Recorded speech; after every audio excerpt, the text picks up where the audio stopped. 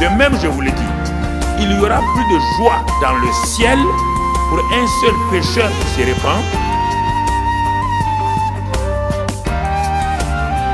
Je suis descendu sur la terre pour faire la volonté de mon Père. Et la volonté de mon Père, c'est que je me perde. Ce matin, nous allons voir simplement pourquoi certaines expressions dans la Bible, pourquoi ces expressions appelées doute, incrédulité, foi, peu de foi et grande foi. C'est le titre de notre message. Pourquoi ces expressions? Doute, incrédulité, foi, peu de foi, grande foi. Pourquoi ça est dans le Nouveau Testament en particulier? À quoi ça rime? L'utilisation de ces expressions-là dans la bouche de Jésus notre Seigneur, c'est en relation avec quoi? Quel est le coefficient de corrélation entre ma vie et ces expressions-là? Il y a un coefficient de corrélation clair.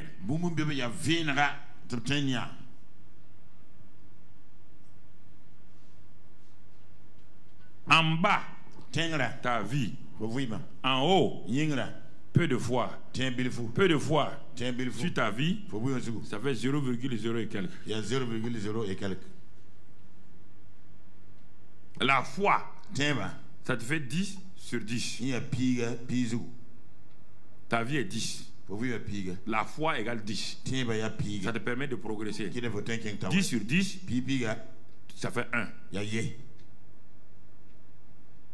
Maintenant, grande foi, ça va te faire passer. Donc, mon frère, de 15 sur 10, le coefficient c'est 1,5.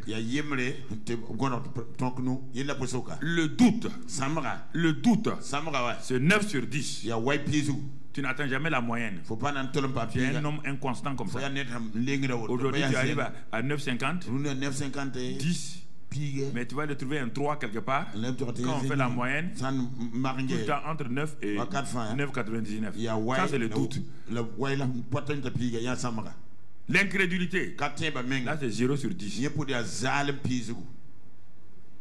C'est de ça que je vais parler ce matin. C'est la méthode pédagogique qui permet d'installer une leçon. C'est pourquoi il y a la théorie de la leçon. Il y a l'exercice de la leçon. On a même fait la surface du carré en théorie. Quand on dit la surface du carré, on te donne un exercice. Quand on dit que les théorèmes, comment deux triangles A, B, C, D, D, E, F sont semblables, il y a le théorème, il y a l'application. Alors, si tu n'as que le théorème, tu n'as que la formule, la surface du carré, côté fois côté, ça ne te fera pas réussir à l'examen. Parce qu'on te dit le périmètre d'un carré, c'est ça. Si tu ne sais pas qu'est-ce que le périmètre, et qu'est-ce que le périmètre contient par rapport au côté, comment tu vas faire la surface du carré? La vie chrétienne est comme ça. C'est un ensemble. C'est pas une loterie. On ne joue pas au loto. Non, on a le bon numéro aujourd'hui. Demain, on a un mauvais numéro. Non. C'est une suite logique. C'est un processus de vie. De même que naturellement, un enfant est né. On ne peut pas lui donner des dents maintenant. Aucune maman ne se frustre que son bébé n'ait pas de dents. Aucune maman n'est frustrée que son garçon n'ait pas de barbe. Non. La maman attend. Elle sait que le temps des dents va arriver. Et quand le temps va arriver, elle le saura. Avec les cris de l'enfant, avec les fièvres de l'enfant, elle le saura que la dentition commence. C'est La même chose avec la vie chrétienne. Certains veulent aller trop vite. On n'achète pas des dents dans un supermarché. On n'achète pas la barbe dans un salon de coiffure. Attends, ça va sortir. Mais pour que ça sorte, il faut qu'il y ait une bonne hygiène. Pour que tu arrives à vaincre, il te faut une bonne hygiène spirituelle. C'est pourquoi il y a des enfants morts-nés, il y a des enfants qui meurent à part des maladies infantiles. 1000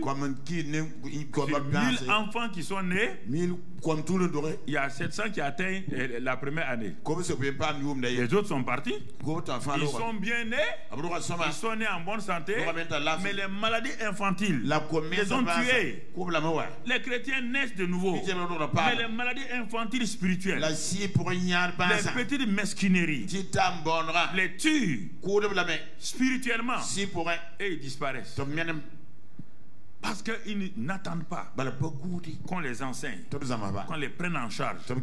Ils n'attendent pas qu'on les éduque, qu'on les instruise. Ils n'attendent pas d'appliquer certaines choses. Ils veulent voler. Non, mon ami. Même regarde le papillon, il est dans un ver de terre qui circule. Mais il y a le plus beau papillon du monde dans ce vilain ver là. Laisse-le aller. Un jour il va se mettre quelque part. De ce mauvais verre là va sortir le plus beau papillon du monde. C'est ça qu'on appelle la nouvelle naissance. Les choses anciennes sont, le papillon laisse sa carcasse et puis tu le vois voler, oui ou non? Est-ce que les deux se ressemblent? Est-ce que les deux se ressemblent? Est-ce que le papillon revient dans son ancienne forme? C'est ça la nouvelle naissance. Quand on est né de nouveau, on s'envole. On laisse notre ancienne vie derrière. On laisse notre vie ancienne derrière. On n'est pas des poulets. Le poulet saute, il tombe. Il a des ailes, mais ça ne sert pas. On ne sait pas pourquoi Dieu a donné des ailes au poulet. Ça ne lui sert pas. Il tombe. Ça, c'est son affaire. Moi, je ne connais pas. Il a donné des ailes au poulet. Il ne peut pas fuir avec ça. Comprenez, mon frère. Alors, si nous voulons avancer, la semaine dernière, nous avons dit que la foi, la prière de la foi, ou la prière coûte que coûte. Ça, c'est il y a 2 semaines. La semaine dernière, on a parlé de la foi. Ce qui peut bloquer la foi. Dans notre temps d'attente de l'exaucement, j'ai prié et j'attends l'exaucement. On a vu plusieurs exemples. Les gens disent, pasteur, priez pour moi. Non, je n'ai pas prié pour toi. Ça ne marchera pas. Et tu vas m'accuser demain que même tu as vu le pasteur Karambri, il a prié pour toi, ça n'a pas marché. Non, non, non, non, je ne prierai pas pour toi. Je ne vais pas prier pour toi. Ça ne sert pas. On ne prie pas pour prier. Et nous avons dit que il y a des choses qui empêchent la foi de se manifester. Dans le temps de prière, quand j'ai prié, Dieu me dit, on va résumer parce qu'on est en train de résumer, Dieu me dit dans Marc 11, c'est un résumé, c'est une révision. Avant, c'est pour encore rappeler à ceux qui n'étaient pas là et faire maintenant la suite de la leçon. Dans Marc 11, il me dit que si quelqu'un prie, quand il prie, il doit croire qu'il a déjà reçu. Il dit la prière c'est comme ça. Quand tu pries, croyez que vous avez reçu. Quand vous croyez que vous avez reçu, vous le verrez s'accomplir. Donc entre croire que j'ai reçu et voir, c'est-à-dire que la manifestation, il y a un temps d'attente. Ce temps d'attente là peut être très court ou long. Et j'ai pris des exemples pour vous montrer. Dans l'Ancien Testament, je suis allé dans la vie de Daniel, un homme très sérieux, un homme consacré, un homme de foi, à qui la parole, il s'est basé sur la parole de Jérémie. Jérémie a écrit la parole. On le trouve dans Jérémie 29. Jérémie a écrit pour dire que le peuple va aller en esclavage à Babylone 70 ans. Et quand les 70 années vont s'écouler, Dieu a des projets pour eux. Dieu va les faire sortir. Mais il dit au peuple là de prier. C'est écrit dans Jérémie 29 là, de prier. Bon, ils sont allés effectivement en captivité. Est-ce que, écoutez, plusieurs d'entre vous, vous êtes dans des captivités, mais vous ne voulez pas faire ce que Dieu a dit de faire. Vous voulez que quelqu'un d'autre prie pour vous. Ils sont allés en captivité. Tout le peuple. Sauf quelques personnes qui sont restées pour veiller sur les choses là-bas. Et là, les gens, quand ils sont arrivés à Babylone, Babylone était le grand empire. Nebuchadnezzar avait développé, donc, si tu regardes l'empire babylonien, c'était un empire comme l'Égyptien et l'empire perse, c'était des empires qui étaient en avance selon leur temps. Quand ils sont arrivés là-bas, ils ont dit la vie est belle ici. Ils ont oublié la prophétie de Jérémie. Comme beaucoup de chrétiens. Beaucoup de chrétiens. Dès qu'ils ont un petit poste, ils oublient qu'ils sont chrétiens. Donc, dès qu'ils ont un petit 50 000 francs en poche, ils oublient qu'ils sont chrétiens. Ils oublient. C'est terrible, hein? Comment la mémoire des chrétiens est rapidement. C'est terrible. Parce que ces hommes qui viennent à l'église là, ces femmes là, cherchent des positions. Ils ne veulent pas Christ. Non. Ils ne veulent pas Christ. Ils manipulent les pasteurs pour avoir des positions. Ils manipulent la prière pour être. Regardez-les. Ça c'est important. Ils sont allés à Babylone. Ils ont oublié. 5 ans, 10 ans, 15 ans. C'est fini. Mais il y avait des gens qui étaient là. Le groupe de Daniel. Il dit non, Dieu a dit qu'on sera ici. La parole de Dieu s'est accomplie. Pour la première partie. Elle va s'accomplir pour la deuxième partie. Quand les 70 années sont presque arrivées, Daniel, selon les Écritures, c'est un homme d'écriture. Es-tu une femme d'écriture? Es-tu un homme d'écriture? Est-ce que tu t'appuies sur la parole ou bien simplement tout le temps tu es en train de chercher à savoir ce que les prophètes disent à gauche, à droite? Tu veux t'appuyer sur les prophéties des gens et tu oublies la parole. Daniel était un homme qui connaissait le monde spirituel. Mais il a préféré s'appuyer sur la parole. Il a commencé à prier. Dès qu'il a su, il s'est repenti. Il a prié. Quand il a prié, au moment où il priait, la Bible dit au moment où il priait, l'ange Gabriel est venu. C'est ça qu'on appelle la prière. Votre prière touche le ciel. Il y a un mouvement spirituel qui amène. Quand les gens disent qu'ils prient là, ils prient, il n'y a rien. Ça, c'est pas prière. Ils ne sont pas contre la prière. Mais vos prières qui ne dérangent même pas ni Satan ni démon et qui n'affectent même pas le ciel, ce n'est pas une prière.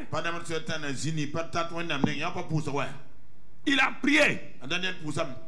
Dieu est tellement heureux qu'il a fait descendre Gabriel. En 3 minutes de prière, au moment où il priait, Gabriel est descendu. Il dit, bien aimé, homme que Dieu aime, ta prière a été entendue aussi. Donc vous comprenez? Ça dans Daniel 9. Daniel 10.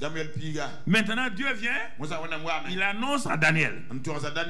Ce n'est plus une parole écrite. C'est une parole prophétique. Ne confond pas les deux. La parole écrite, la parole prophétique. La parole prophétique, elle est donnée, elle est annoncée qu'il y a des calamités qui vont venir sur le pays. Ça veut dire que j'ai regardé, Dieu dit j'ai regardé. J'ai vu, Satan a un plan contre votre pays. Écoutez-moi, Burkinabé. Satan a un plan contre votre pays.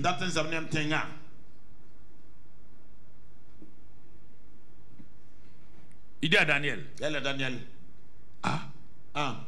Daniel a commencé, cette fois-ci, a commencé un genre de jeûne. Il mangeait, mais il ne mangeait pas les bonnes choses. Il mangeait des légumes et tout.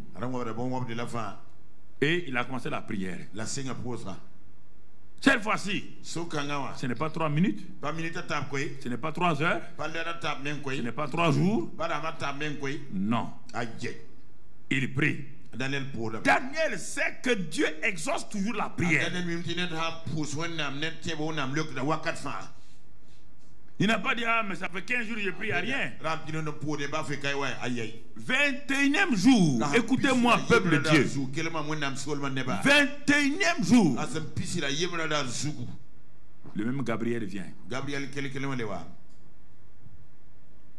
Il sait que Daniel se pose des questions.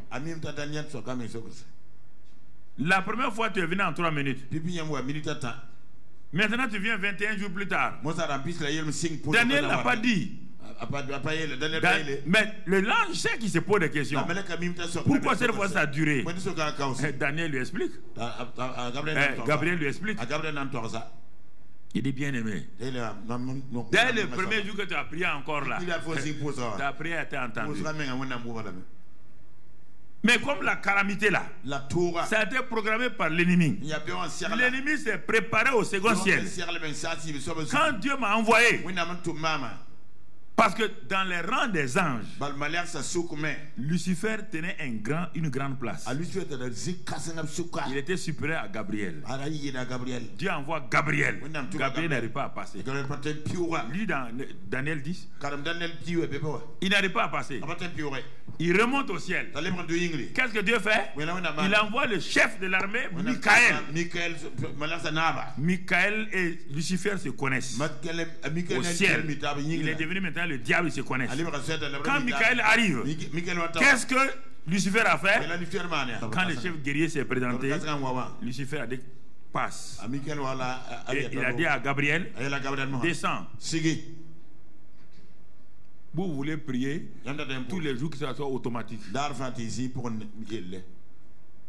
Et quand c'est pas automatique, vous ne venez plus à l'église. Vous ne lisez plus la Bible. Vous ferez vos Bibles. Vous êtes fâché contre Dieu. Il faut être fâché. C'est pour toi-même. Hein? C'est pas pour Dieu. Quelqu'un qui est fâché contre Dieu, ça le regarde. L'enfer va te rôtir. Et comme on ne meurt pas aussi là-bas, tu seras rôti permanemment. C'est pour toi, hein? On ne fait pas plaisir à Dieu là. Il n'y a pas que Dieu n'a pas besoin de toi. Tu comprends? Donc ça c'est la prière. Comment on attend la prière? Alors, donc ce matin, comme on a exprimé ces choses-là, on a parlé de 5 choses la dernière fois qui empêchent la prière dans le temps d'attente de se manifester. On a dit la peur. On a dit ensuite l'impatience. Après on a parlé du doute, du refus de pardonner et attrisser le Saint-Esprit par nos relations personnelles, nos vies personnelles et les relations avec les gens. Donc ce matin, je vais amplifier ça Et en prenant chaque expression là, en le dépouillant, en le rendant simple que tu le comprennes. Il y a des gens qui vont dire oui, mais comment? Ce que le pasteur tu as dit là, on ne sait pas. Qu'est-ce que le doute même? Il y a des gens qui aiment sa tâche. Donc je vais te dépouiller ça pour que tu enlèves tout argument pour que tu ne puisses pas dire que tu n'as rien compris. Voilà. Voilà, tu vas comprendre. Qu'est-ce que c'est? Donc mon frère, ma soeur, regardons la foi. Qu'est-ce que, d'abord retournons sur les béabas de la foi. Qu'est-ce que Dieu dit dans Hébreux 11 verset 6? Dieu dit que sans la foi il est impossible d'être agréable à qui? À Dieu. Sans la foi, il est impossible d'être agréable à Dieu. Mais n'ayons pas peur. Non, quand Dieu dit une chose là, il faut attendre. Il y a un autre aspect. Il veut te dire par là, si tu veux marcher avec moi, j'ai besoin de voir ta foi. Mais c'est pas la peine de dire où cette foi se trouve. Romains 12 verset 3 te dit qu'à chacun de ceux qui ont accepté Jésus là, il leur a donné la même mesure de foi. Ah, donc Hébreux 11 n'est plus un problème. Sans la foi, il est impossible d'être agréable. Dieu me dit, mon enfant, ne cherche pas un argument pour dire autre chose. Car je te donne la foi. Je te donne la mesure de foi à chacun. Ah, donc, tu n'as plus d'excuses. Ah, tu n'as plus d'excuses. Alors, puisque tu as ça, maintenant tu dis dans 2 Corinthiens 5 verset 7. 2 Corinthiens 5 verset 7. Il continue à t'aider. Il dit, à cause du fait que tu as la foi là, tu ne dois plus marcher par la vue, tu dois marcher par la foi. Puis c'est la foi qui me plaît. Et je t'ai donné la foi. C'est une confiance simplement en moi. C'est une confiance que ce que j'ai dit, je vais le faire. La foi est une confiance que je suis capable, j'ai confiance que celui qui a parlé là est capable de faire ce qu'il a dit. Donc, si tu veux marcher avec moi, il faut que tu développes cette confiance simplement. Ne marche pas par la vue, c'est-à-dire les choses, tant que tu n'as pas vu, tu ne crois pas. Ne laisse ça tomber. Quand j'ai parlé, crois, aie confiance. Même si tu ne vois pas les choses se passer. Pourquoi? Parce qu'il dit dans Galates 5:16, il dit autre chose, marchons par l'esprit et non selon la chair. Celui qui marche par la foi, il ne marchera pas par la chair. Marcher par la foi ou marcher par l'esprit, ce sont des expressions synonymes.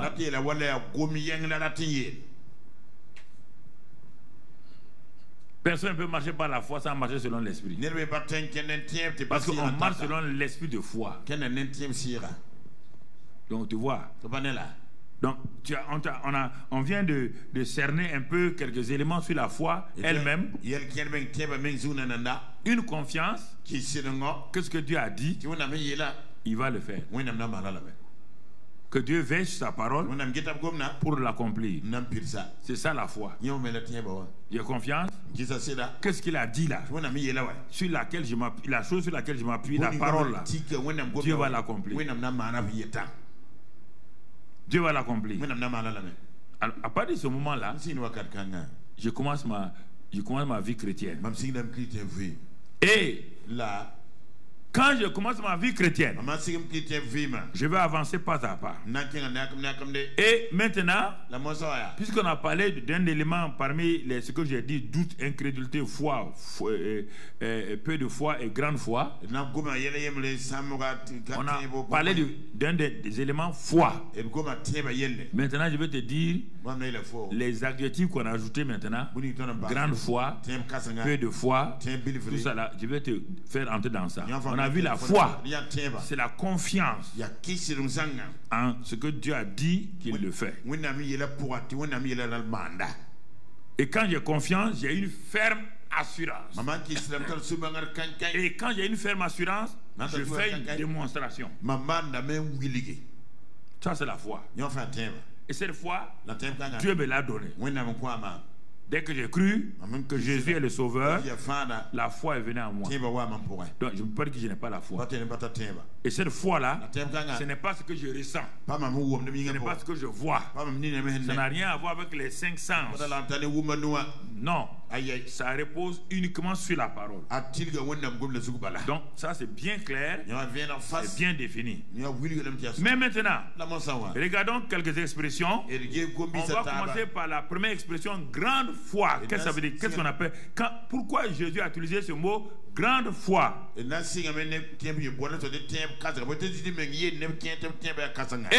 quel contexte l'a-t-il utilisé?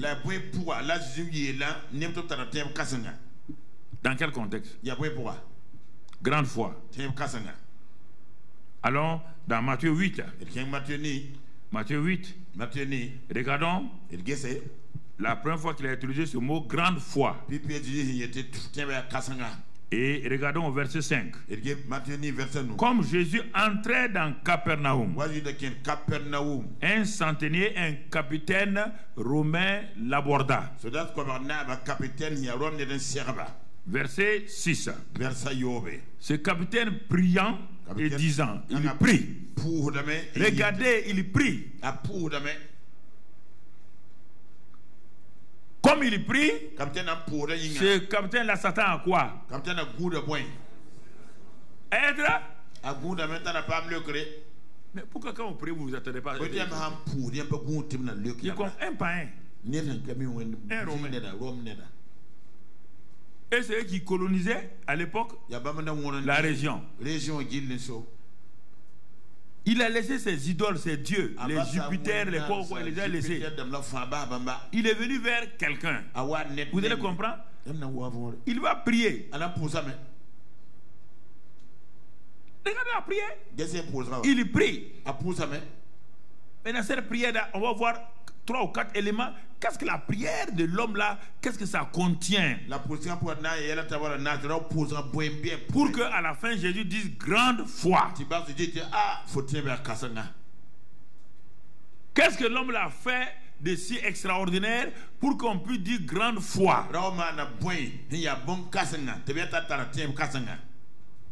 Si tu ne comprends pas ça, tu vas dire, ah, nous on n'a pas de grande foi. Mais attendez, on va aller, quand tu vas voir toutes les expressions, toi-même tu vas voir que tu es dans la confusion.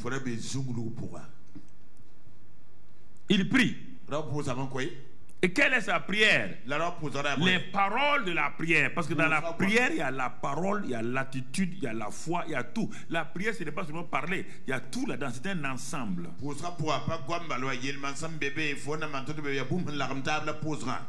Il le pria disant Seigneur. Autre élément. Il prie. Premier élément de la prière. On prie le Seigneur. Toi, tu pries qui? Tu pries tes problèmes. C'est ça, hein? Tu pries qui?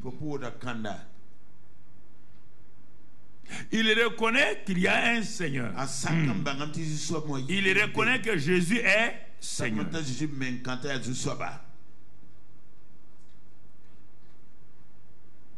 Quelle est ton attitude quand tu pries par rapport à Dieu là? Comment vois-tu Dieu? Dieu dit que celui qui vient vers moi, il sache que Dieu existe, Dieu est.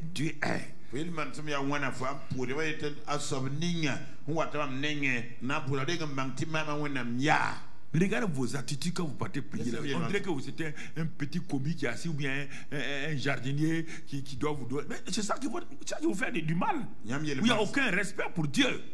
Aucun. Quand vous êtes devant un ministre, il y a un respect. Quand vous êtes devant un président, il y a un respect. Quand vous êtes devant le grand Dieu, vous allez comme ça à la légère, comme si c'était un plaisantin. Regardez un capitaine romain. Son attitude. Il dit Seigneur. Il le reconnaît d'abord. Il le reconnaît. On ne peut pas prier quelqu'un qu'on ne reconnaît pas. Voici le problème. Il dit Seigneur. Il l'a reconnu. Il a reconnu qu'il est Seigneur. Et qu'il est la seule source. C'est pourquoi il vient s'adresser à lui. Il ne s'est pas adressé à César. César est son chef à Rome. Et à Rome, il y a des idoles. Il y a des idoles. Hein, tous les idoles romains à l'époque. Il n'a pas adressé une prière à ces dieux-là. Il n'a pas adressé une prière à César. Il s'est adressé à quelqu'un qui était là appelé Jésus. Et il l'appelle Seigneur. Seigneur. Vous l'appelez comment? Ou bien vous êtes tellement habitué, Seigneur, Seigneur. Tu n'as pas entendu qu'il a dit dans Matthieu, tout ce qu'on appelle Seigneur, Seigneur n'entreront pas. Pour un rien, Seigneur. Tu veux manger, Seigneur. Tu veux faire quelque chose, Seigneur. C'est devenu vulgaire. Vulgaire.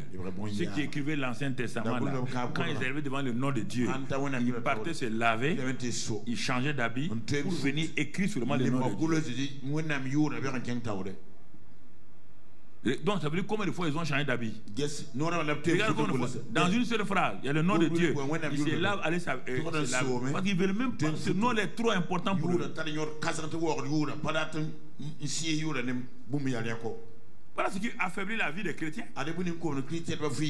Le Seigneur est traité comme leur camarade. Mais Seigneur, tu vois. Ah bon? Tu parles à Dieu comme ça. Quand il voit des chrétiens, mais Dieu même, c'est Jésus même. Ah bon? C'est ton petit copain. Ton camarade. Ton camarade de classe.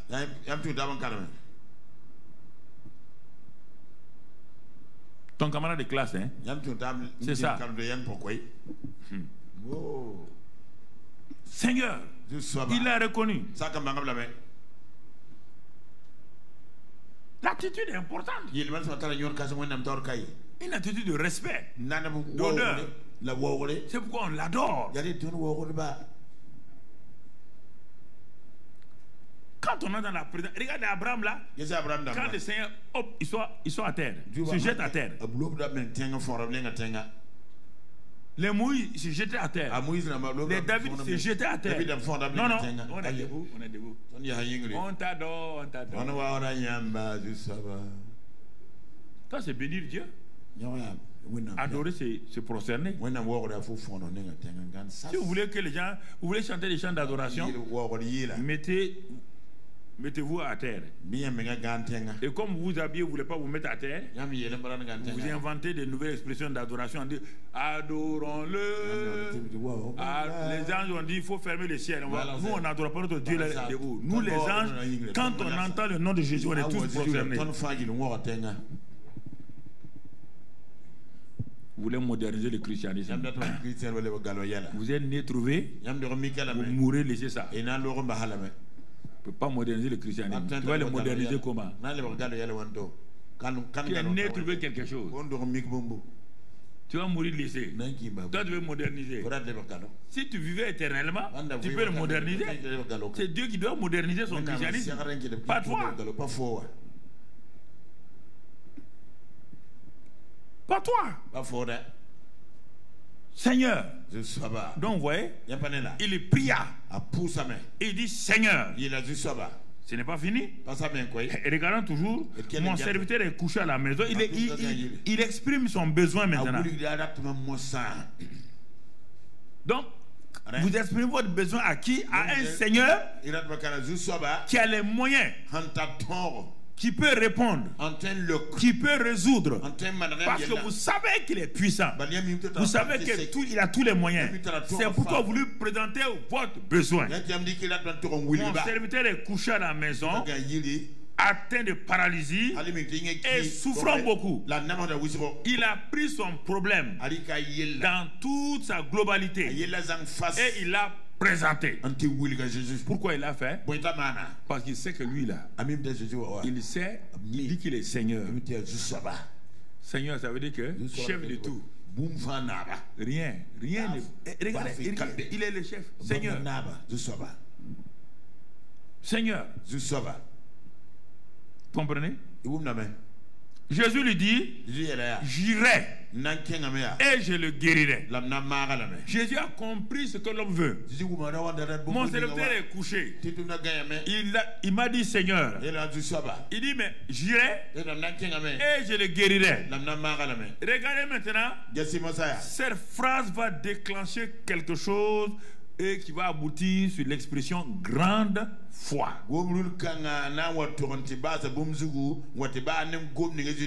L'homme voulait savoir quelle est la volonté. Lui il n'est pas juif. Il ne connaît pas leurs coutumes. C'est pourquoi il est venu comme ça. Quand il a su que c'est la volonté parfaite de Jésus, il dit j'irai et je le guérirai. Il n'est pas encore guéri. Le fait qu'il a dit j'irai et je le guérirai là, quand la volonté de Dieu est exprimée, alors ça change tout. Et vous avez la volonté écrite. Il n'avait aucune volonté. Il n'avait pas accès aux alliances. Il était romain. Il n'a pas droit aux alliances. C'est pourquoi il a parlé comme ça. Nous avons tout. Ésaïe 53. Nous avons Matthieu 8, 17. Nous avons 1 Pierre 2, 24. Nous avons Psaume 107, 20. Nous avons Exode 15, 26. Nous avons tous ces passages-là. Malgré ça, ça ne marche pas. Malade continuellement. Ça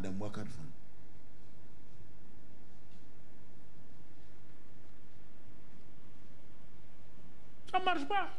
Parce qu'on ne prend pas au sérieux. Prends pas au sérieux. Seigneur, dis j'irai et je le guérirai. Dès qu'il a dit ça, deuxième chose que nous allons voir, il a dit Seigneur. Il expose son problème. Jésus a répondu, j'irai et je le guérirai. Verset qui suit. Le centenaire répondit, Seigneur, ouais, il est permanent. Il n'a pas changé. Hein? Quand il a dit j'irai, je le guérirai là, il n'a pas dit merci mon ami. Toujours Seigneur. L'honneur, le respect, à qui on doit le respect. Comprenez? Important. Aujourd'hui, on a changé de christianisme. Chacun fait ce qu'on veut. C'est terrible. Il y a des églises où on ne fait que chanter. Chanter. On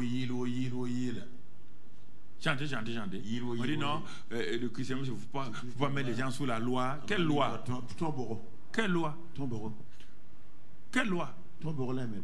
Même l'État te montre que lui-même croit à la Bible. L'église ne croit pas. L'église va aller chanter.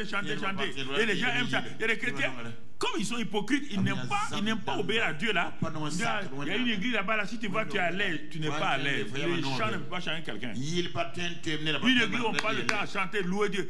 Chanter. Ça ne peut pas changer quelqu'un. Même l'État, les États de ce monde-là te prouvent qu'ils croient à la Bible. Même les États dits révolutionnaires croient à la Bible, ils ne savent pas, ils croient à ça. La Bible dit tu ne tueras pas. Va dans un pays athée et tu tues. Ils vont faire quoi? La Bible dit tu ne voleras pas. Va dans le pays le plus athée du monde et vole là-bas. On va dire non, on va te laisser. C'est ça. Il est toujours respectueux. Seigneur, mon serviteur est couché. J'irai, je le guérirai. Il continue. Seigneur, il n'a pas changé. Il est toujours au sérieux. Seigneur. Seigneur, regardez maintenant son deuxième Seigneur là, c'est par rapport à quoi? Le premier mot Seigneur là, c'est par rapport à la nature de Jésus. Le deuxième mot Seigneur est en relation avec la parole. Regarde, le deuxième mot Seigneur. Seigneur, je ne suis pas digne que tu entres sous mon toit, mais dis seulement un mot et mon serviteur sera guéri. Il reconnaît la seigneurie de Jésus. Il reconnaît la seigneurie de la parole. Est-ce que tu connais la seigneurie de la parole? Vous jouez avec la Bible. Voici un païen qui nous donne une leçon. Non seulement je te reconnais toi-même comme Seigneur, je reconnais la parole comme Seigneur. Dis seulement un mot. Il dit, quand tu dis un mot, quand tu parles, la parole prend sa place de Seigneur. Pourquoi? Regarde, sans connaître Jean 1.1. Il ne connaît pas Jean 1.1, mais il vient de l'exprimer ici. Au commencement était la parole. La parole était avec Dieu et la parole était Dieu. Puisqu'il est en train de prier Dieu, il dit à Dieu, envoie ta parole. Le psaume 107, il dit quoi? Il a envoyé ça. Un homme qui n'a jamais fait un seul jour de judaïsme connaît l'importance de ça. Et vous avez la Bible, vous la lisez et vous ne connaissez pas ça. Il dit envoie la parole. Il n'a jamais lu le psaume 107 verset 20. Est-ce qu'il a lu? Vous la lisez tout le temps. Vous la récitez. Et vous refusez. Il dit envoie ta parole. Pourquoi? Le psaume 147 dit quand Dieu envoie la parole fait quoi? Elle court avec. Regardez, c'est étonnant. C'est étonnant. C'est ça la simplicité de la vie chrétienne. Moi je suis heureux dans ça. Il n'y a rien qui peut me rendre heureux. Tout ce que vous voulez me présenter, ça ne peut pas me rendre heureux. Je suis content d'être dans ça. Je suis content. Je suis tranquille. Je suis tranquille. Rien ne va m'émouvoir. Vous ne pouvez pas m'émouvoir avec vos paroles, avec vos idées. Dites ce que vous voulez, écrivez ce que vous voulez. Je suis tranquille. Tranquille. On dit dans le calme et la confiance sera votre salut. Il faut être tranquille. Vous êtes enraciné. Quand les vents soufflent là, tous les arbres ont peur. Il y a des arbres qui n'ont pas peur. Pourquoi? Leurs racines sont où? En profondeur. Tous les arbres n'ont pas peur des vents. Il y a des arbres qui rient du vent. Parce que leurs racines sont.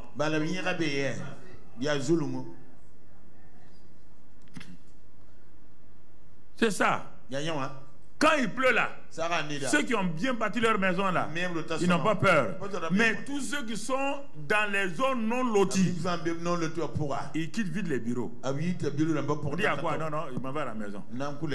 Il a construit la maison sur le passage de l'eau. Et il sait que ça, il sait bien, ça ne va pas rester. C'est la même chose avec les gens.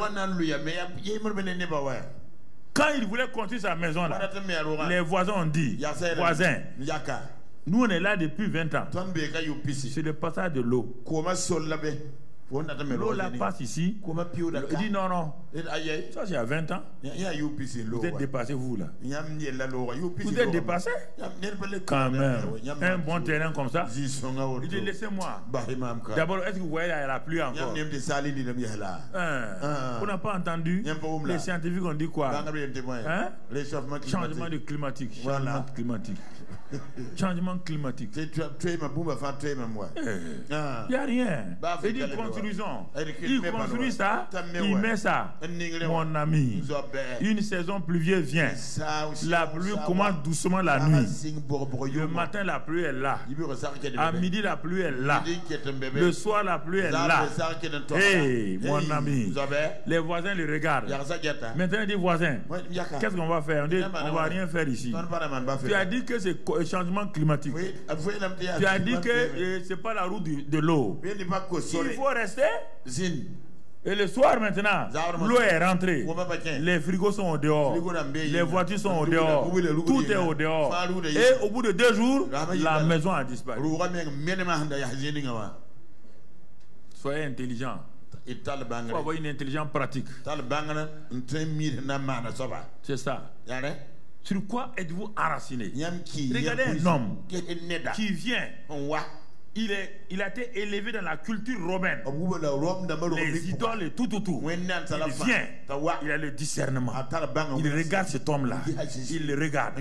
Il le compare à César. César est le dominateur du monde. Quand César dit une parole à Rome, quand il parle à Rome, tous les territoires où César règne là, personne ne peut résister. Il dit, mais c'était un autre César, mais un César d'une dimension supérieure. Vous voyez bien, c'est ça les hommes intelligents, c'est ça les gens qui ont le discernement, c'est ça les gens qui comprennent la parole de Dieu. Vous comprenez? Il a vu le naturel, il voit le spirituel, il met les deux ensemble, il va avoir les résultats.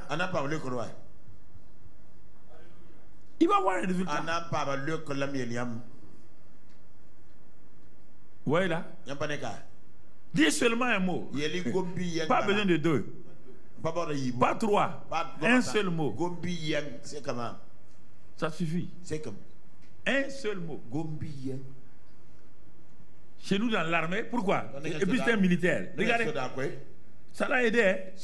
Chez nous dans l'armée, on dit pas beaucoup, on parle pas beaucoup. C'est pourquoi on nous appelle la grande muette. On ne parle pas beaucoup. On dit Garabou. Ça suffit largement. Garabou. 1000 hommes se mettent Garabou. Si tu dis pas autre chose, il reste au Garabou 3 jours. Qui va? Mais qui va faire les... Qui va... Il reste au quoi? C'est pourquoi ils ont les deux mots. Vraiment c'est Garabou. Deuxième mot c'est quoi? Rompez, repos. Mais tant qu'on ne dit pas repos, il va faire repos. Je ne sais pas pourquoi. C'est un militaire. Le gars est correct. Il est dans sa logique. Il est dans sa logique. Si cet homme qu'on appelle Jésus là est réellement ce qu'il dit qu'il est, donc il est comme notre chef d'état-major là. Quand il dit un mot, tout le monde se soumet. Dis un mot. Comme tu es un César d'une dimension supérieure et tu règnes sur tous les domaines. Dis un mot. La maladie se soumet. Dis un mot, la malédiction se soumet. Dis un mot, la pauvreté se soumet. Dis un mot, l'échec se soumet. Dis un mot, tout se soumet. Dis un mot. Et mon serviteur sera. Non, pasteur, il faut imposer les mains sur moi. Mon ami. Poser les mains sur toi. C'est sûr. Et ça va te faire quoi? Tu ne crois pas à la parole. Tu crois à l'imposition des mains du pasteur. Est-ce que dans la main du pasteur il y a autre chose? C'est la parole. Il n'y a pas autre chose, mon ami. Il n'y a pas autre chose. Grande foi. Et le Seigneur va le dire, bon, et le Seigneur va, on va aller plus rapidement. Et verset 10.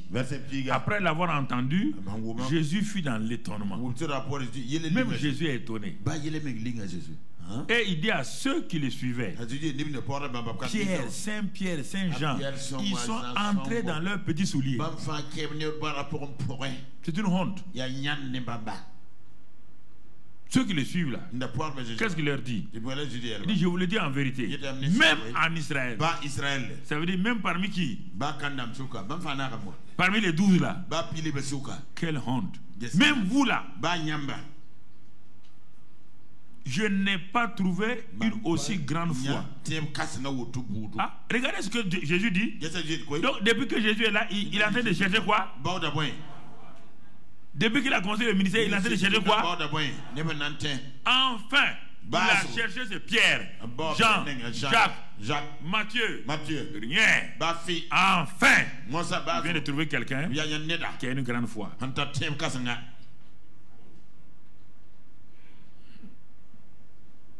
Mais la grande foi là, vous l'avez vu, non? Vous avez comment? C'est simple là, oui ou non? Il y a quelque chose de mystique là-dedans. Hein? Reconnaissance. du Seigneur, qu'il est Seigneur, reconnaissance que la parole est Seigneur. Ayez confiance en cette parole-là et restez respectueux sur cette parole-là. C'était la grande foi. Autre élément de la grande foi, deuxième élément de la grande foi, c'est dans Matthieu 15, je crois. Matthieu 15, j'ai noté. C'est ça, Matthieu 15. Verset 21 à 28. On ne va pas le lire, mais je le résume. C'est le cas de un autre païen, une païenne, une syrophénicienne. Elle aussi, elle a quitté sa patrie, elle est venue trouver Jésus. Et quand elle est arrivée, elle a commencé à dire, elle a dit une expression même, dit fille de David. Elle semblait avoir étudié quelque chose, dit fille de David. Fille de David. Mais il y a un silence. Regardez la grande foi. L'autre expression de la grande foi. Le premier est venu. Il a parlé. Jésus était étonné. Le second vient. Elle aussi, elle vient. Elle parle. Cette fois-ci, Jésus se tait. Elle est venue. Elle crie le cri de la foi. Jésus se tait spécialement pour voir. La femme, est-ce que elle va accomplir les 5 choses là? Elle va passer les 5 barrières une à une. Et si vous regardez, les 5 barrières sont devant vous. Ces barrières, c'est quoi? La peur, l'impatience, le doute, le refus de pardonner et attirer le Saint-Esprit. Elle va franchir ces barrières là une à une. Elle, c'est une course de haie de la foi. La grande foi se présente sous plusieurs formes. Je prends 2 exemples seulement ce matin. Elle parle, silence. Premier haie. Elle franchit la barrière. Deuxième haie. Les disciples crient sur elle pour lui faire peur, pour l'intimider. Chasse-la. Elle fait deuxième pas, elle franchit. Tout le monde la regarde. Où est-ce qu'elle va aller? Elle est en train de courir. Hein? Elle n'est pas intimidée par le regard ni les paroles de Pierre. Troisième barrière. Jésus lui dit, il dit femme, il lui parle. Il n'est pas bon de prendre le pain là des enfants pour le donner aux petits chiens. Hey, la femme dit, troisième barrière, elle est passée. Elle dit, Seigneur, il reste 2 barrières. Hein? Il reste 2 barrières. Hein? Elle a franchi tout. Parce qu'elle était offensée. Elle a refusé de garder offense. Elle a pardonné. Elle a refusé d'attrister. Elle a parlé, elle a glorifié. Mais c'est pas un problème là. Si les petits chiens là, si c'est le pain que les enfants mangent sur la table. Donc tu dis que la guérison, la délivrance, c'est le pain des enfants. Formidable. Donc c'est le pain là seulement que c'est donné aux enfants là. Ils mangent ça sur la table. Et dit quand les enfants mangent, tu connais les enfants quand ils mangent, ils laissent tomber des morceaux. Non? Le morceau qui est tombé là, c'est toujours du quoi? C'est toujours du quoi? Bon, le chien fait quoi? Le chien, il mange sur la table, non? Il ne mange pas le même pain. C'est pas le même pain là. Jésus dit, hein? Il dit, vous avez vu encore? Pierre, 2-0. Centenaire a mis un but. La femme se refait même but. Ils ont attrapé leur tête. Dit, bon, vraiment, Jésus a nous créé des problèmes. C'est ça. Voilà. Jésus dit encore. Jésus va dire une parole ici. Même chose. Il dit une parole, qu'est-ce qu'il dit? Oh, je vous déclare verset 11. Non, 28, c'est ça. Et Et qu'est-ce qu'il dit? Et voilà ce qu'il dit ici. Il dit, alors Jésus dit, femme, ta foi est grande. Qu'il te soit fait comme tu veux. Et à l'heure même, sa fille fut. Est-ce que sa fille était là? Sa fille était loin. Est-ce que le serviteur du centenaire était là? En esprit, il n'y a pas de distance. En esprit, il n'y a pas de distance.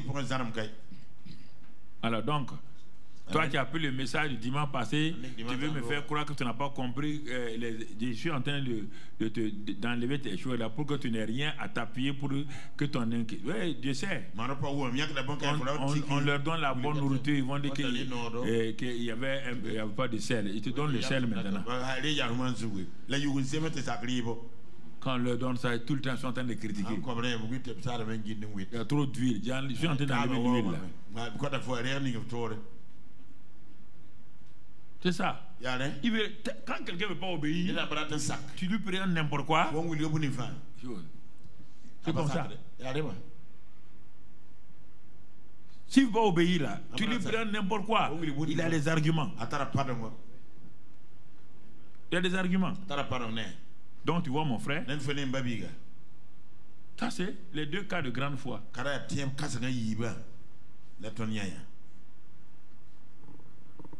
Il n'y a rien de compliqué dans ça. Il y a une complication ici. Il y a quelque chose de bizarre ou de mystique. Non. La grande foi, c'est avoir confiance au Seigneur, d'exprimer son besoin, de persévérer, de continuer à rester, et jusqu'à ce que tu vois la chose. C'est ça la grande foi. Il n'y a rien de compliqué. Et les deux qui ont été présentés là, ce ne sont même pas des juifs. Ça a été fait exprès. Il y a eu beaucoup de choses, mais tu as pris ces deux exemples-là pour te montrer. Les deux là ne partaient pas à la synagogue. Ils ne connaissaient pas la loi de Moïse. Mais c'était en eux. Ils l'ont appliqué. La foi, c'est ça. C'est ça. Est-ce que Jésus est au centre de ta vie? Jésus est l'auteur et le consommateur de la foi. On ne peut pas aller à lui avec la foi qu'il nous a donnée et revenir les mains vides. Ah oui, parce que j'ai prié, ça fait 10 mois j'ai prié. Non. 10 mois tu récites, ouais. Si c'est la foi fait quoi? Elle reste dans la louange, dans l'action de grâce, et la foi prise en langue, en attendant de voir la chose s'accomplir. Tu comprends? Maintenant, on va voir petite foi. On a vu grande foi, et tout le reste là, c'est avec les disciples maintenant. Petite foi, tout le reste, tout qui est négatif là, c'est des disciples. Je parle à toi. Parle pas à quelqu'un, hein? C'est toi. Petite foi. Dans quelle circonstance Jésus a parlé de peu de foi, petite foi et tout ça là? Nous restons, c'est Matthieu qui a enregistré tout ça. Lui, il a enregistré toutes ces choses là. Matthieu 6. Verset 28. Il est écrit ici. Peu de foi. Il dit, c'est dans quel cas? Il dit, 27 même, qui de vous par ses inquiétudes peut ajouter une coudée à la durée de sa vie? Et pourquoi vous inquiétez au sujet du vêtement? Donc il dit considérez comment croissent les lits des champs. Il ne travaille ni ne file. Je saute au verset 30. Si Dieu revêt ainsi l'herbe des champs qui existe aujourd'hui et qui demain sera jeté au four, ne vous vêtira-t-il pas à plus forte raison, gens de peu de foi? Le peu de foi est Ici, l'élément caractéristique, c'est l'inquiétude. Dans les domaines des choses naturelles, des choses matérielles, où les gens disent de quoi serons-nous vêtus. Voici la rentrée scolaire va venir bientôt. J'ai 4 enfants. Je ne sais pas comment je vais financer les études. Et puis c'est les disciples. Tout ce qu'il a parlé ici là, c'est nourriture, vêtements, l'argent, tout. Tous les chapitres là, où il parle peu de foi là, c'est ce qui vous concerne là. Vous êtes inquiet. Vous êtes inquiet. Il dit, mais regardez les fleurs. Regardez ça. Regardez ça. Regardez ça. Il dit, vous avez peu de foi. J'ai de peu de foi. C'est lié aux inquiétudes concernant vos besoins quotidiens.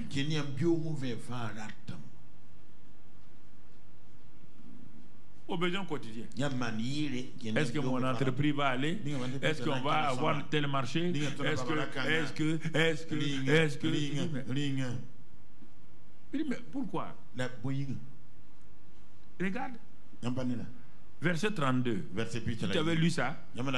Car toutes ces choses-là, Dieu appelle ça ces choses. Ce sont les païens qui les recherchent. Il dit, votre Père sait que vous en avez besoin. Ce verset-là, il y a 30 ans, ce verset-là. Votre Père sait. Ah bon? Dieu sait. Il sait. Oui. Il dit, relis encore. J'ai lu et je suis allé, j'ai repris tous les chapitres. Il m'a dit, sors. Le matin, regarde. Les oiseaux qui sont en train de chanter à ta fenêtre là, regarde-les. C'est toi qui les nourris? Il dit non. Il dit non. Il dit, regarde les fleurs. C'est toi qui les habilles? J'ai dit non. Si moi, Dieu créateur, je me rappelle des oiseaux, c'est moi qui nourris tous les animaux de la bourse. Ils n'ont pas d'hôtel. Ils n'ont rien. Mais ils sont nourris régulièrement. Ils n'ont pas d'hôpitaux. Ils n'ont pas besoin de vos vétérinaires. Quand ils sont malades, j'ai mis en ces animaux-là, j'ai mis en eux, ils reconnaissent les herbes qui les guérissent. Ils s'en vont manger telle herbe. Ils font ça. Et leur corps est fort, est renouvelé. C'est vous qui renouvelez l'aigle royal. Et l'aigle royal, quand il arrive à un certain âge, monte sur la montagne, enlève tous ses plumes et il les rajeunit. C'est pourquoi David a dit dans le psaume 103 verset 4-5, tu me rajeunis comme l'aigle. Lui il savait ça. Quand il m'a dit ça, il dit regarde bien, tu t'inquiètes pourquoi? Et je t'ai dit, moi, je sais tout cela. Je me suis mis à genoux, j'ai crié à Dieu. Je me suis repenti. Je me suis repenti.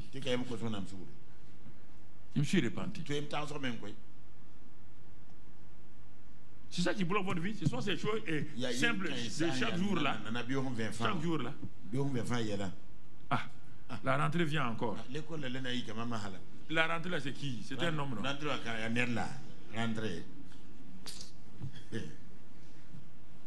C'est un homme?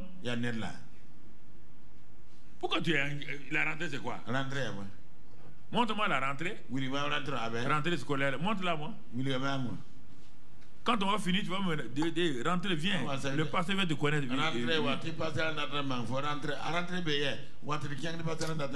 Les gens aiment s'inquiéter. Votre Père sait que vous en avez besoin.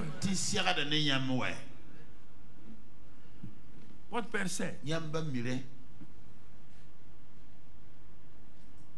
Mais si lui, c'est toi, tu ne sais pas. Ça ne sert à rien. Gens de peu de foi. Matthieu 8. Matthieu 8, verset 24. Regardons là-bas encore l'expression Matthieu 8, verset 24. Qu'est-ce qu'il est dit là-bas concernant toujours? Il est dit que lorsque voici, il s'éleva sur la mer une si grande tempête que la barque était couverte par les flots. Et lui, Jésus, dormait. Les disciples s'étant approchés le réveillèrent et dirent: Seigneur, sauve-nous, nous périssons. Il leur dit: pourquoi avez-vous peur, gens de peu de foi? Donc l'inquiétude, la peur, c'est tout ça qui amène le peu de foi. Peu de foi là, c'est pas autre chose. Petite foi là, c'est pas autre chose.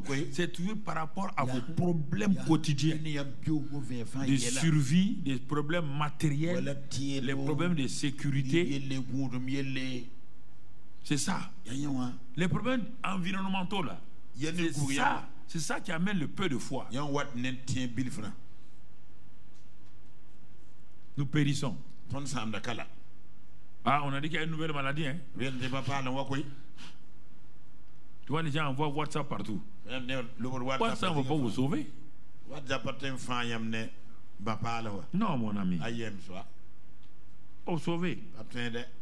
Ensuite, autre élément qui amène le peu de foi, voyons-le dans Matthieu 16, verset 8. Pour que tu reconnaisses quand on parle de peu de foi, là, tu sais c'est quoi? C'est les inquiétudes, la peur. Matthieu 16, au verset 8. Regardons bien ce que la Bible dit. Il est écrit là, donc Jésus, les disciples raisonnaient en eux-mêmes et disaient: c'est parce que nous n'avons pas de pain. Jésus l'ayant connu, dit pourquoi, c'est ça, dit pourquoi raisonnez-vous en vous-même, gens de peu de foi, sur ce que vous n'avez pas pris de pain. Donc les raisonnements. Ah oui, on va raisonner. Quand même, Dieu nous a donné la raison. Hein? Oui, Dieu nous a donné la raison. Mais vous lui disiez pourquoi? Et les gens disent: oui, il a raison, ne contredit pas la foi. Ok, bon, ok. C'est toi qui le dis. Hein? La raison ne contredit pas la foi. Ok. Toi qui l'as dit. Mon frère. Ça c'est important. Gens de peu de foi. Raisonnement, inquiétude, peur. C'est ça qui fait qu'on est gens de peu de foi. Alors, mon frère, si on regarde les choses qui se passent, quand les disciples entendaient ça chaque fois, gens de peu de foi, gens de peu de foi, ils vont réagir. Écoutez, ils vont réagir. Mais ils vont réagir, ils vont mal réagir. Vraiment, Seigneur, heureusement que tu as écrit ça pour nous aider. Il faut dire merci au Seigneur de ce que nous on parle des pierres là aujourd'hui. Mais ils sont assis en haut tranquilles. Hein? Ok. Ne crois pas qu'ils ont échoué. Ils nous apprennent. Ce sont nos professeurs comme ça. Ok. Regardons Luc 17. Bon, comme tout le temps, ils les appelaient les gens de peu de voix. Et regardons le verset 5. Donc, un jour, les apôtres disent au Seigneur: augmente-nous là. Augmente-nous la foi. Comme tu dis qu'on est des gens de peu de foi, des gens de peu de foi. Donc, augmente-nous là. Mais vous allez voir pourquoi ils ont dit ça. Je vous ramène dans le contexte maintenant pourquoi ils ont dit cela. Le contexte là, au verset 3. Prenez garde à vous-même. Si ton frère a péché, reprends-le. Et s'il se répand, pardonne-lui. Et s'il a péché contre toi 7 fois dans un jour, et que 7 fois, ce même jour-là, il revienne à toi, disant: je me répands, tu lui pardonneras. Il donne: augmente-nous la foi. Seigneur. Ah non. Cette fois-ci là, Ah, ça va pas marcher. Il dit non.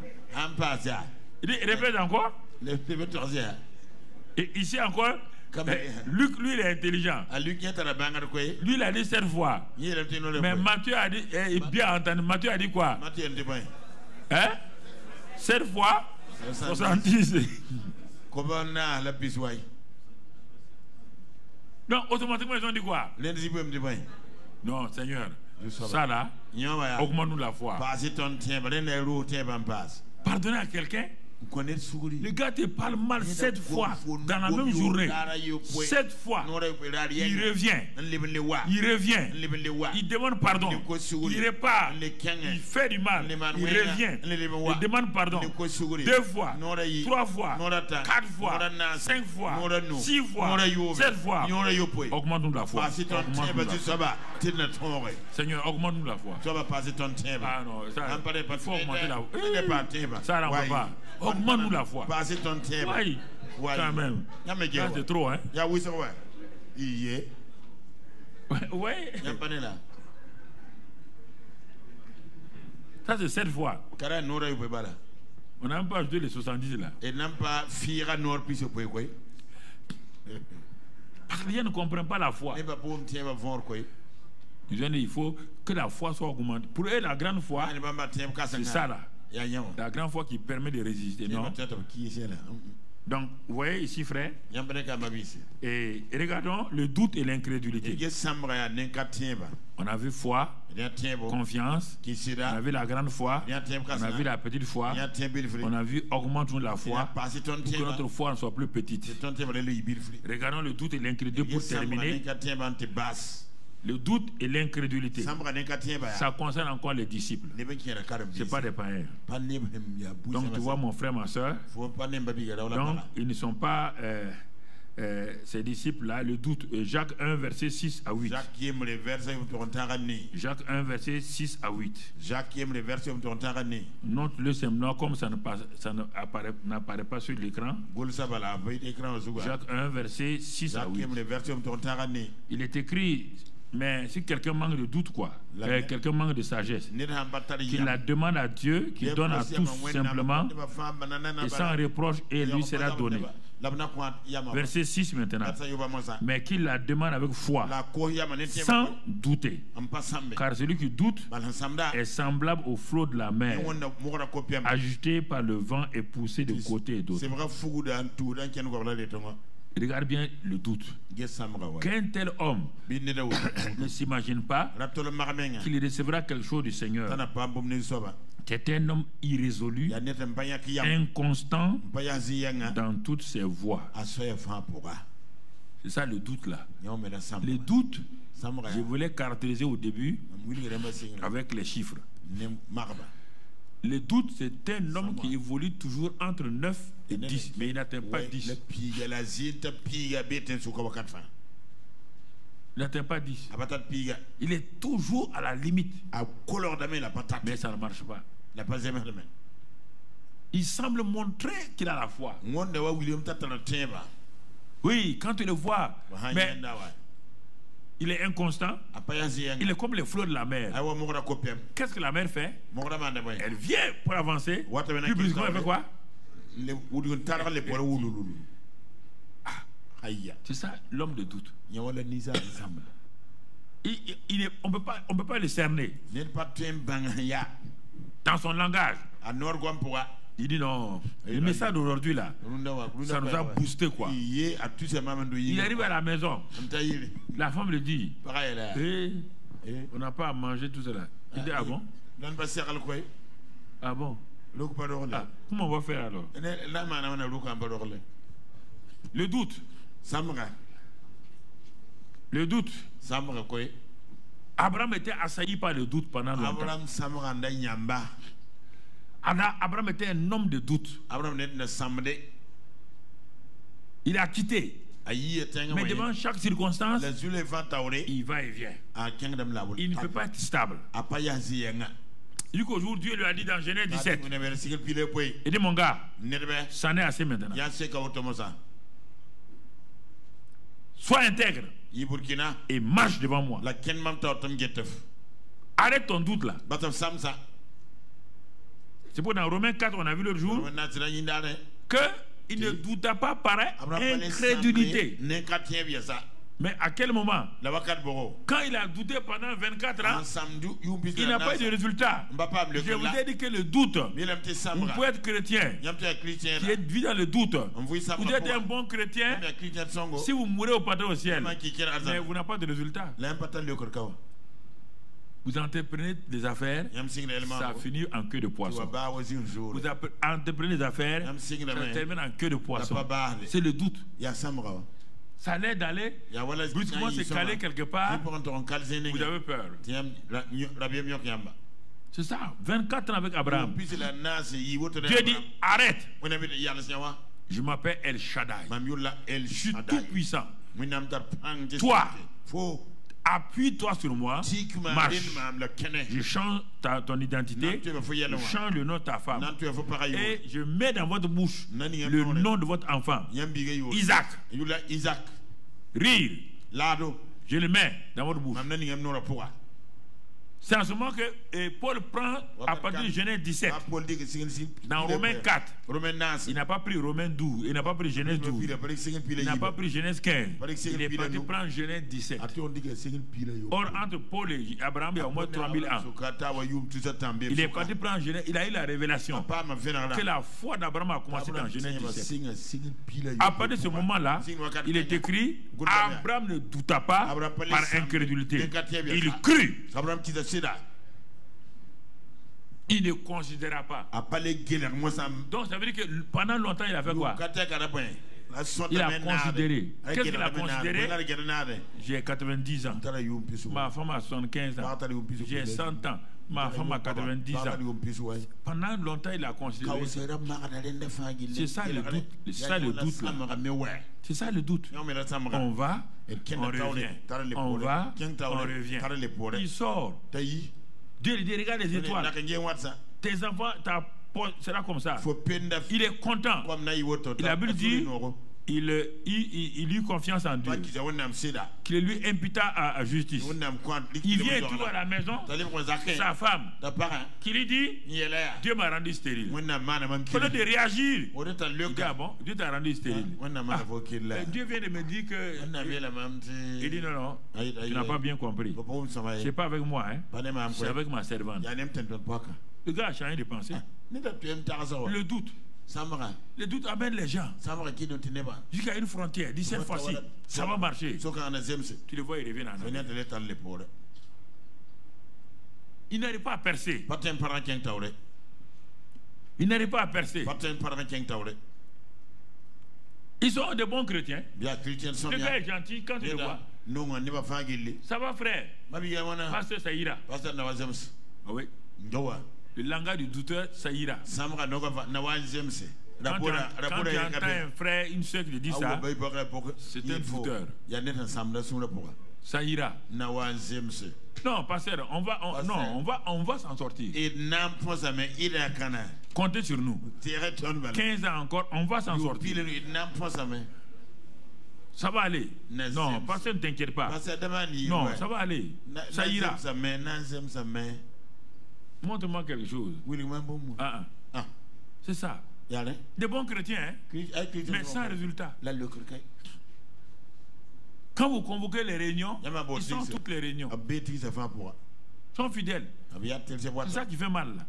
Ils sont fidèles, mais pas de résultat.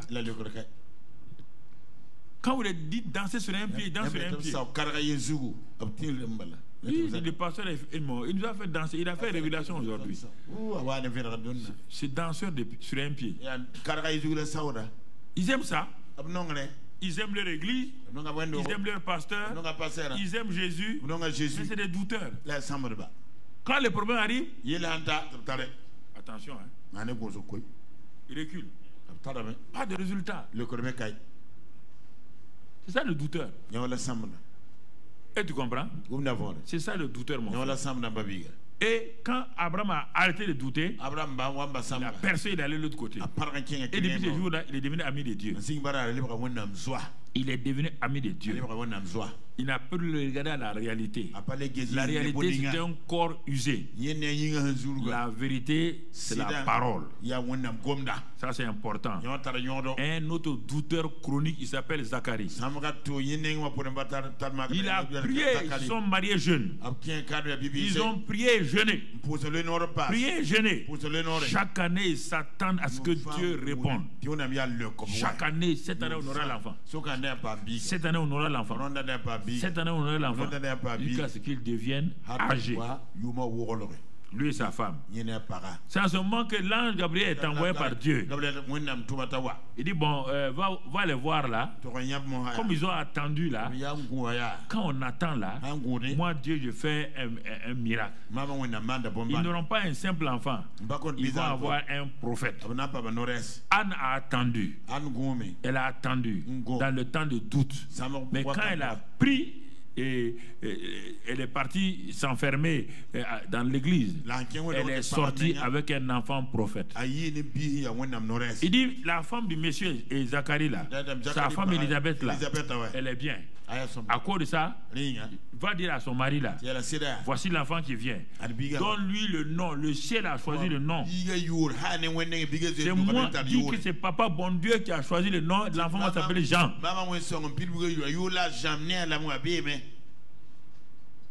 Il sera ça. Ils seront contents. Gabriel descend. Il dit à Zacharie, il y a la joie aujourd'hui. C'est la joie. Gabriel dit quoi? Zacharie dit quoi? Il dit non, tu as un enfant? Tant. Quand il a fini, il dit alors, Zacharie, tu loues Dieu, non? Il dit, bon, lui il n'aime pas ça. Est-ce que tu sais que ça fait 45 ans qu'on attend? Ça fait 45 ans, hein? Tu viens comme ça là, tu parles que l'enfant aura comme ça. C'est 45 ans. Il y a des gens, on leur fait des bénédictions. Ils ne veulent pas. Il faut d'abord qu'ils expriment leur mécontentement avant de prendre le cadeau.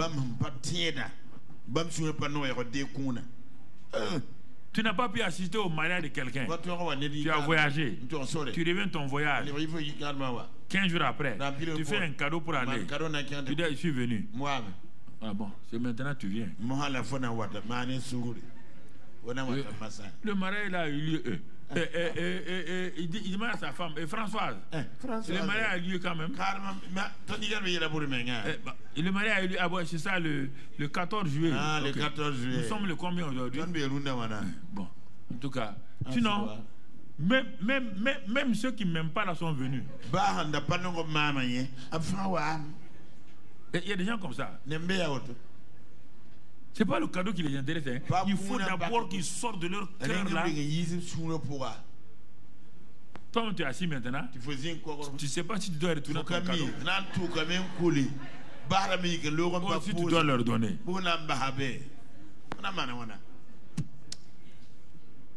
C'est ce que Gabriel faisait. Gabriel hésitait maintenant. Il dit, mais comme la parole de Dieu, Dieu verse sa parole. Je ne peux pas retourner avec ça. Dieu verse sa parole pour l'exécuter. Moi, Gabriel, je ne peux pas dire non. Mais je vais corriger le gars là. L'enfant, la parole va se réaliser. Mais moi, je ne suis pas content. Hein. Je ferme ta bouche. Pourquoi? S'il ne la ferme pas, quand tu vas sortir là, tu vas me critiquer. Le douteur est comme ça. Parfois, on oublie de fermer sa bouche. Il raconte des doutes, il met le doute dans le cœur des gens. Et le doute peut venir ponctuellement. Mais tu ne dois pas vivre dans le doute permanemment. Non. Tu deviens un douteur chronique. Et ce n'est pas bon. Quand Yonggi Cho devait construire il y a plusieurs années, il était sous une tente en Corée. Dieu lui a dit, bon, maintenant, s'il croit, bon, de construire un bâtiment. Il n'est pas maçon. Il a dit aux gens de construire. Il a appelé une entreprise. Il a cru que c'est une petite affaire. Une église, son église a compté à peu près 15 000 personnes. Ils font plusieurs cultes. Quand il a dit de faire, il ne comprend pas ce que ça voulait dire. Un jour, il est parti sur le chantier. Il a vu un trou profond, puisqu'il a dit de faire aussi des sous-sols, mais il a cru que c'est des choses comme ça. Il est parti. Il a vu le sous-sol là. Il a dit à l'entrepreneur là, ça c'est quoi? Il dit, mais c'est le sous-sol. Il dit, hein? Où on va avoir ciment pour mettre dans tout ça là? Il a eu peur. Il était tourmenté. Et sa femme dit à quoi? Il dit non, mais comment? Tu as vu le trou là? Mais l'entrepreneur dit que il vient chaque fois. Il vient. Ça ne se remplit pas. Il ne voit rien sortir. Il était malade. Mais sa femme dit, ça c'est un homme de foi. Toi tu parles de foi, ça c'est un homme de foi. Il dit, mais tu n'as pas vu le trou là, c'est pourquoi tu parles comme ça. Ça c'est simplement le trou. Le bâtiment n'est même pas sorti encore. Comment on va faire? Sa femme qui l'a bousculé pour lui aie confiance en Dieu. Aie confiance en Dieu. Le bâtiment là va sortir. Regarde le bâtiment. Voir le bâtiment. Ne pense pas au trou. Ne regarde pas les poteaux. Regarde le bâtiment. Regarde le bâtiment. Le bâtiment, regarde-le en toi. Vois-le fini. Vois-le en train d'aller de l'avant. Si tu veux entreprendre quelque chose, si tu ne vois pas ça, rien ne se passe. Si tu ne vois que les difficultés, rien ne se passe. Regarde comment le bâtiment est fini. Regarde comment vous allez rentrer là-dedans. Regardez comment les gens sont assis. Chacun d'entre vous, c'est ça. On sera assis dans nos cellules, seront bien. Ils seront grandes maintenant. Tout ça, comme ça on fait. Et ferme ta bouche. Quand est-ce que ça va finir? C'est déjà fini.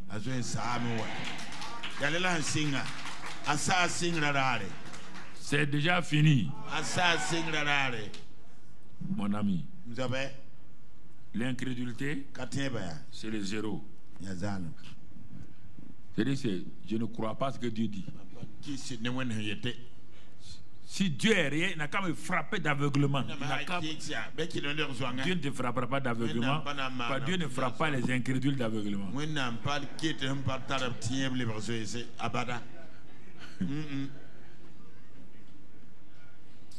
C'est ça. Il veut défier Dieu. Non, un incrédule veut tout le temps défier Dieu. Non.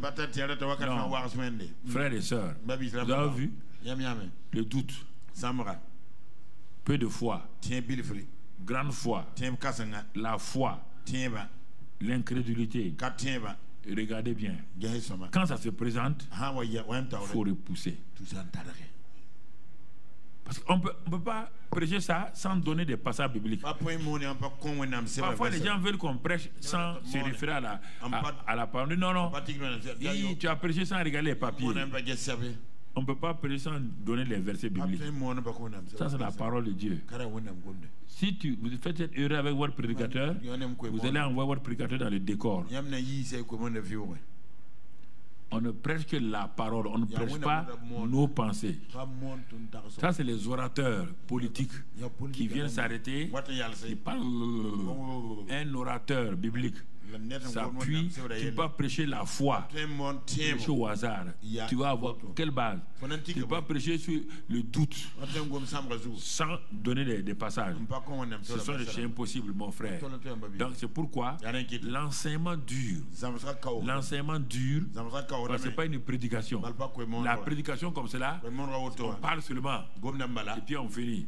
L'enseignement, il est méthodique. Il va pas à pas. pas. On construit. On détruit certaines choses. On remodèle. Et puis, en même temps, vous parlez. Vous regardez les gens. Ceux qui passent à la télévision. Je les regarde. Ceux qui sont devant moi. Je les regarde. Et je saisis ce qu'ils leur lutte. Je vois les luttes que vous avez. Ceux qui sont devant moi. Vous avez beau faire le visage, je vois les luttes que vous avez pour la compréhension de la chose. Et aussi certaines ont peur. Donc, mais comment je vais m'en sortir? Parce qu'ils pensent que tout ce qu'on dit là, quand ils vont sortir, ils doivent tout mettre en chose. Non. Non. On te donne des choses pour aller pas à pas. On n'a pas dit quand tu vas sortir, tous ces éléments-là, tout de suite, tu les mets en place. Un enfant grandit par étapes. La vie chrétienne, toute la vie. Donc il y a des choses que tu vas avoir ici là qui vont résoudre tes problèmes d'aujourd'hui. Il y a des choses que tu ne verras pas aujourd'hui. Peut-être dans 2 ans, 3 ans, que tu vas dire, ah tiens, le pasteur nous avait dit ça là. Aujourd'hui, je comprends ce que vous voulez dire. Aujourd'hui, je donne les éléments, tu les gardes dans ton cœur.